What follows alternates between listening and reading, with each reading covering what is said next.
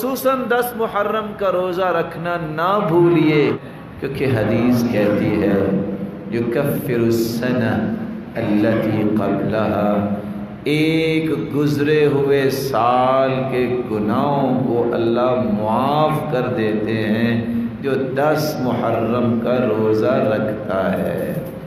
آپ نے یہاں پھر حکم دے دیا، آخری سال فرمایا ان عشت الی قابل لأصومن التاسع، اگر میں آئندہ سال زندہ رہا تو میں 9 محرم کا بھی روزہ رکھوں گا۔ کیوں؟ میں مخالفت کرنا چاہتا ہوں یہودیوں کی۔ اللہ کے رسول مدینے میں آئے، مدینے میں یہودی روزہ رکھتے تھے۔ پوچھا روزہ کیوں رکھتے ہو؟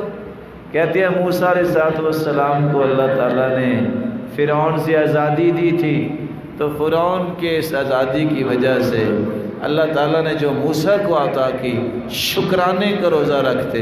تو اللہ کے رسول نے فرمایا نحن احق بموسیٰ، ہم زیادہ حق رکھتے ہیں، موسیٰ میرا بھائی ہے تو ہم بھی روزہ رکھیں گے، لیکن میں آئندہ سال زندہ رہا تو میں صرف 10 کا نہیں، میں 9 کا بھی روزہ رکھوں گا تاکہ تمہاری مخالفت ہو۔